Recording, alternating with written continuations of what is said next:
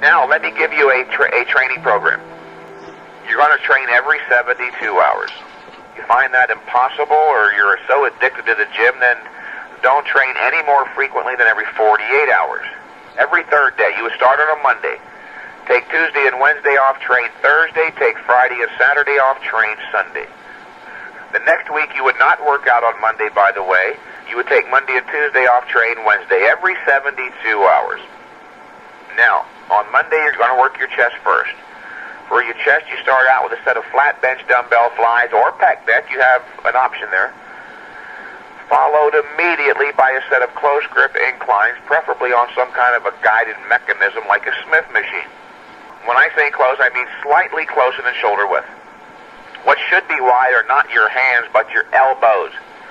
Your elbows should be flared back away from your torso towards your ears. Take your arm and place them out in front of you as in a wide grip bench press position. Now, without moving them, try to flex your pecs.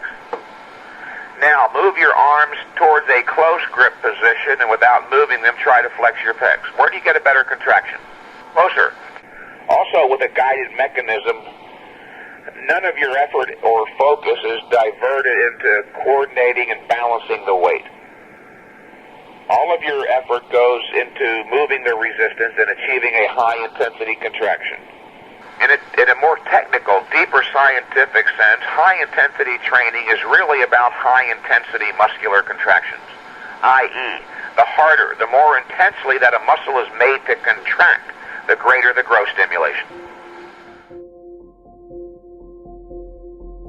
After that chest workout, you can take a brief rest, move on, and do your back. You start out with a set of close grip, palms up, pull downs, followed by a brief rest. There is no superset here. There's no superset unless I specify. Take a brief rest after the close grip, palms up, pull downs. Do a set of either bent over barbell rows. If that bothers your lower back, then use some kind of a seated machine row or one-arm dumbbell rows. Followed by a brief rest and a set of shrugs, preferably on one of those universal type bench press machines where you can stand in the middle of the two handles. If you don't have one of those, use dumbbells. If you don't have heavy enough dumbbells, use a barbell.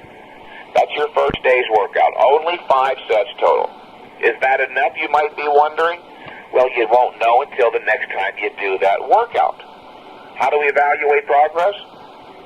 In terms of strength increases. You will be stronger on your next workout, I can almost guarantee you with 100% certainty. You take Tuesday and Wednesday off, and on Thursday you do your shoulders and arms. For your shoulders, you do a set of dumbbell laterals or Nautilus shoulder laterals, which is the best by far without a doubt. If you don't have the Nautilus shoulder lateral, you're probably best off using dumbbells. Yeah, the Nautilus shoulder lateral is very good. But like any other tool, if you don't use it properly, you won't get full benefit. You've got to be very careful there and make sure that you set the seat at the right height.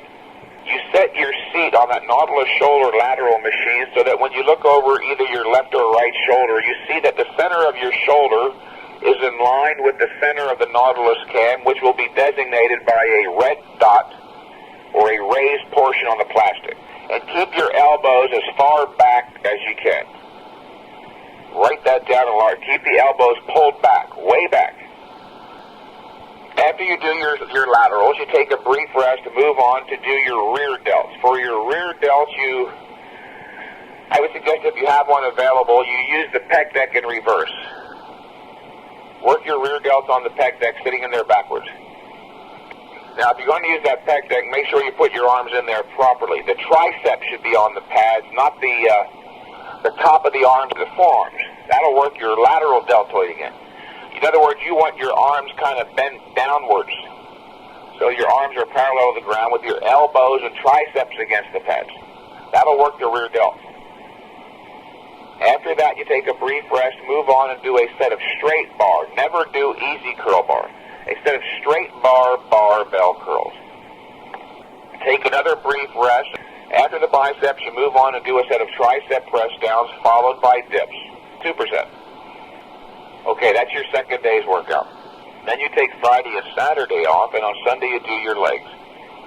For your legs, you do a set of leg extensions followed immediately by a set of leg presses, superset fashion. If you have one available, and not many gyms do these days, use the vertical leg press, the one that's straight up and down. Those angled leg presses are newfangled devices, and they actually represent a step backwards in workout efficiency. But most people think if something is new, it has to be better. Then you take a brief rest, move on to do a set of leg curls. Okay, after the leg curls, you take a brief rest, move on to do a set of calf raises, standing calf.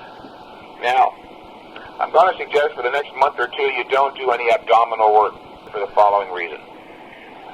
This program will at least maintain your existing abdominal condition, even improve it. I have some clients who literally complain after every tricep workout with those press downs they have sore abs. This program is designed to marshal all of your body's energy and resources onto the side of growth and strength increases in your major muscle groups.